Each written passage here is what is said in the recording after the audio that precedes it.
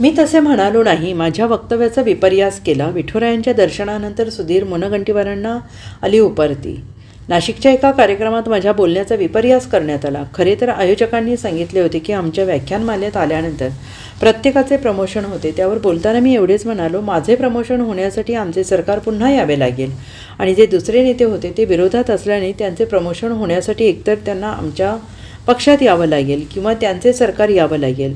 मात्र माझ्या या वक्तव्यात कुठेही चुकीचे काही नव्हते असंही खुलासा भाजप नेते आणि मंत्री सुधीर मुनगंटीवार यांनी केला आहे. विठ्ठलाची कृपा असताना कोणाचं खच्चीकरण कोणी करू शकत नाही. देवाचे दर्शन नुसते घ्यायचे नसते तर 28 युगे विठेवर उभा असलेल्या देवाकडून सहनशक्ती घेतली पाहिजे असे बोलत आपल्या वक्तव्यावर आता मर्यादा ठेवणार असल्याचे संकेत मुनगंटीवार यांनी दिले आहे.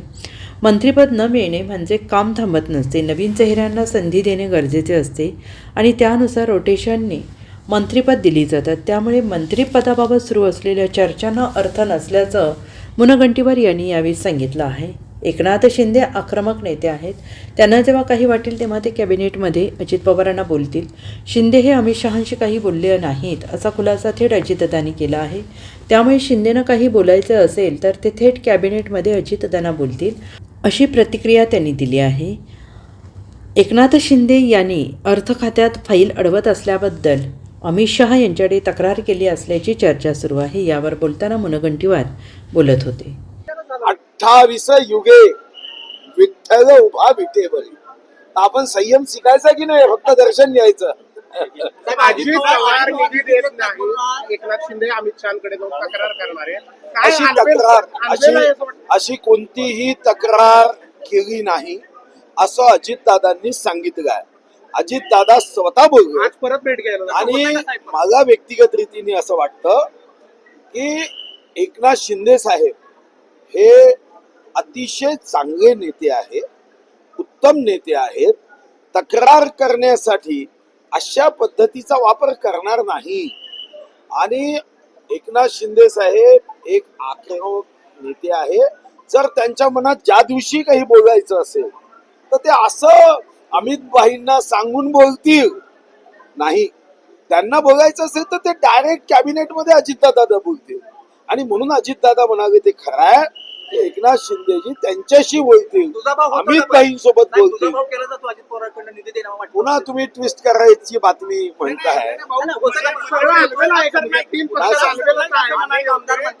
3 पक्षामध्ये आलबेल असू नये असा प्रयत्न करणारे अनेक आहेत.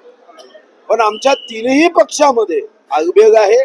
आमच्या 3ही पक्षामध्ये भाव आहे आणि तो एकच आहे. तो म्हणजे विश्वगौरव, देश गौरव, गरीबों के मसीहा नरेंद्र मोदींच्या नेतृत्वामध्ये देशावर प्रेम करणाऱ्या सर्वांनी एकत्र यायचं आहे. सत्ता आणि सत्य यामध्ये विकासाचं सत्य स्वीकारायचं आहे आणि या माध्यमातून आपण मदत केली पाहिजे. अजितदादा आता परवा तेच म्हणाले की देशहितासाठी मी आलो आहे. एनडीए मध्ये जे पक्ष आले ते देशहिताचा विचार करून आले, मताचा विचार करून आले नाही. आणि म्हणून देशहितासाठी हे 3 पक्ष आजही एकत्र आहे. आणि भगवान विठ्ठलाच्या चरणी मी प्रार्थना करेन की राष्ट्रहितासाठी हे 3 पक्ष असेच एकत्र राहिले. असा आहे, जो मंत्री असतो तो अनुभवीच असतो. अनुभवी असल्याशिवाय मंत्री होत नाही. फक्त टर्म नुसार अनुभव धरू नका. सर्व अनुभवी असं आहे. माझं डावललं असं म्हणणं योग्य नाही. नवीन लोकांना काही संधी देण्याचा पक्षाचा विचार असतो. आता असं अनेकदा होतं की एक जातो दुसरा येतो, म्हणून डावललं हा शब्द योग्य नाही. आणि मंत्री असणं म्हणजेच न्याय हाही भाव असणं योग्य नाही. आता आमचे समाधान अवताडे किंवा आमचे प्रशांत पाटील, मालक पाटील, परिचारक हे मंत्री नाही झाले म्हणजे यांच्यावर का अन्याय झाला का? Bureau report SBN Marathi, Mumbai.